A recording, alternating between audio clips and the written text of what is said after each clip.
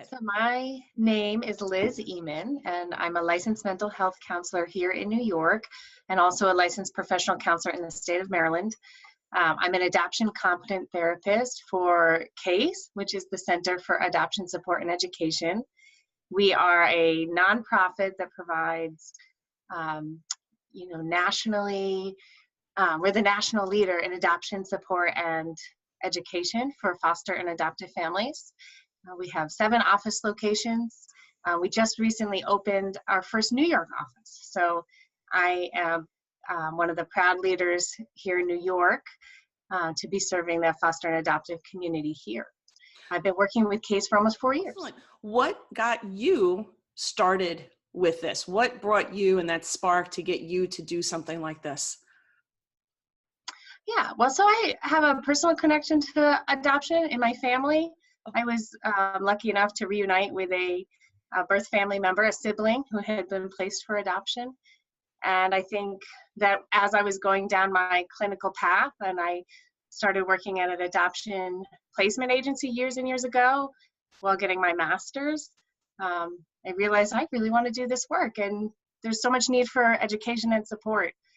I started looking over some of the things that you do, and I see that there's certain therapy interventions that you guys use for adolescents and families that come to you.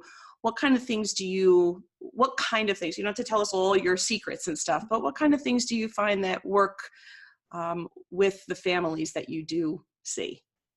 Absolutely. Well, we talk a lot about what it means to be an adoption competent therapist. And not only does that involve experience and education and training in working around the needs of foster and adoptive youth and families, but I really like to break it down into a specialty and expertise on 3 topics. So we're really knowledgeable and experienced in working with trauma and how trauma histories impact youth and families. We're really knowledgeable and experts in working in attachment and how attachment impacts permanency and development. And then the third is grief and loss.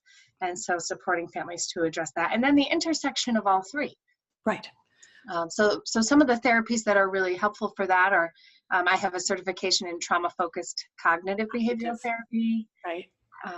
Attachment-based therapies, and including theraplay interventions, anything that supports parents to build their trauma-informed and attachment-based parenting skills.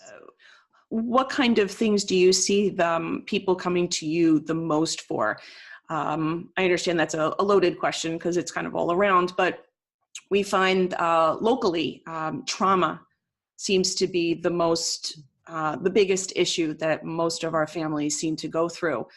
Yes, there's the other 2 that you were mentioning, the 3, but seems to be that trauma seems to be the most thing that people need the help with. Do you find that in your practice that that's true, or? Yes. So oftentimes when parents come to me, they really want support to help their children through some really challenging behaviors.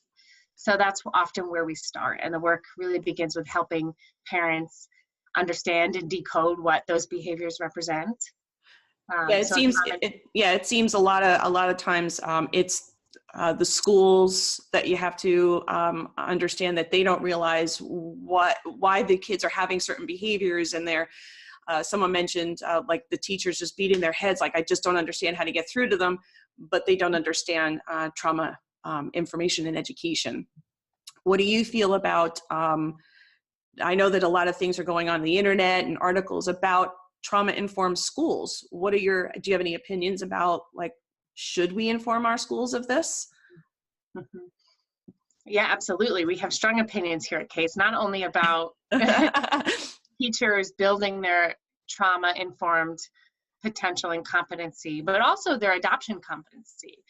One of the programs that C.A.S.E offers is support services where we go into schools with a curriculum that we created, and we educate teachers and school staff on how to be adoption competent, which includes the trauma piece.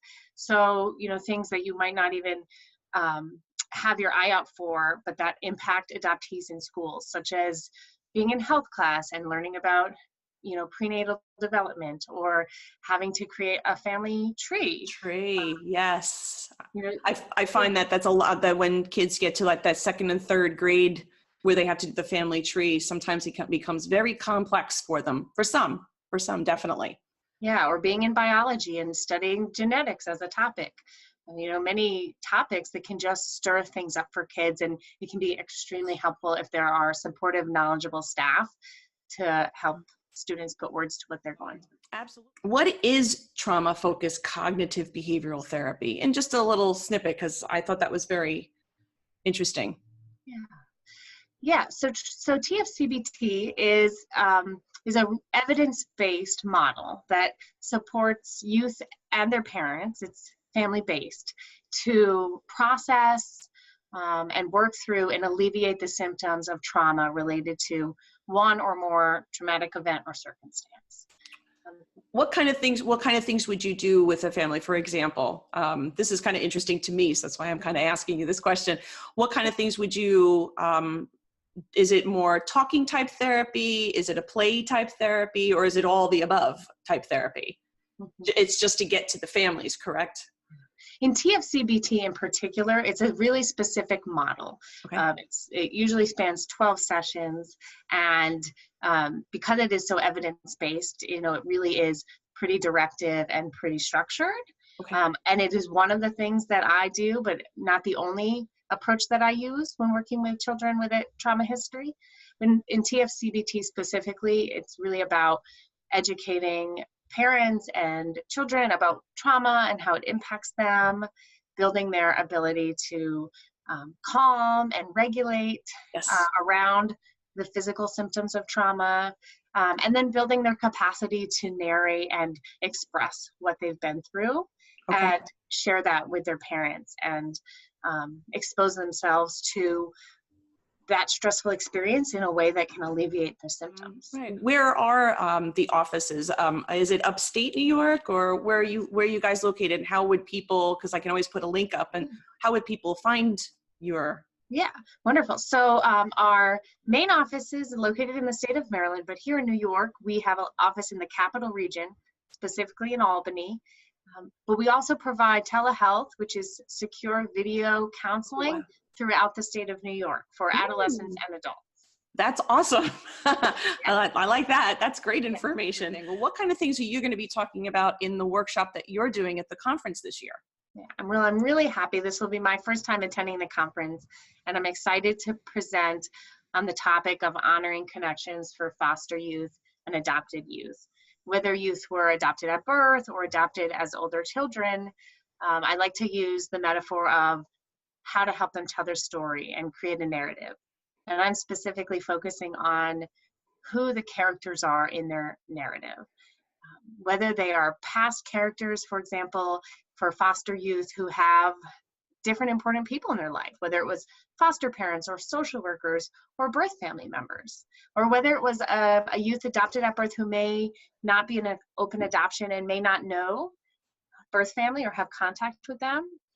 The workshop really covers how to honor those connections and the psychological presence of those birth family members or other characters in a young person's life, and then also how to create the potential or sustain meaningful relationships whenever possible for youth, and how that benefits children. Do you have, I love asking the question to therapists and counselors, and what kind of books? I always love asking what kind of book recommendations. Now, it's not for everybody, but I always like to see where you guys come from. Did you read The Connected Child? Do you find that some great recommendations for families to get started?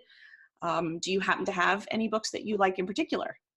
Yeah, the two I've been recommending a lot recently. One that's not brand new, but The Whole Brain Child, about how to integrate the left and the right sides of the brain, right? How to help children regulate, essentially.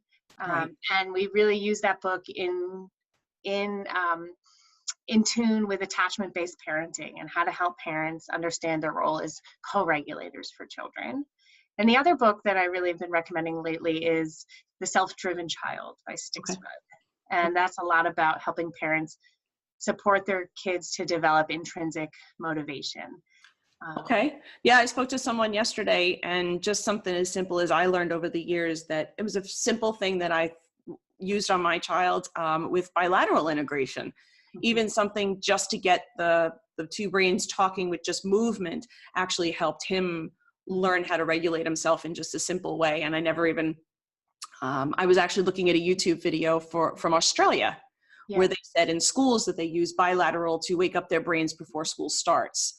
So I find just some simple things, I'll call it simple, but sometimes just simple things of just getting the movement and your brain working together helps them learn how to regulate a little bit as well. Each person's different, I get it, but that was something I thought was very interesting a couple of years ago that I learned. Yeah. Another method that I use to help children work through the experiences of trauma is sand tray therapy, and it also addresses the whole brain integration because it uses sensory modalities and creative expression, and it doesn't rely as heavily on verbal expression. Any last minute things that you'd like to add to anything before I end the interview? Just that C.A.S.E is really excited to have a presence here in New York and bring these support services to families. In addition to the clinical work we do with families, we do professional trainings and workshops for the adoption community. So whether it's parents or professionals, C.A.S.E's website is a rich resource for both parents and professionals. We do monthly webinars, which are often free for the first 400 registrants, but they're on a variety of topics that may interest foster and adoptive parents and professionals. Oh my gosh. Awesome. Awesome. Thank you so much for taking the time to speak with me today, and have a great time at the conference. Thank you so much.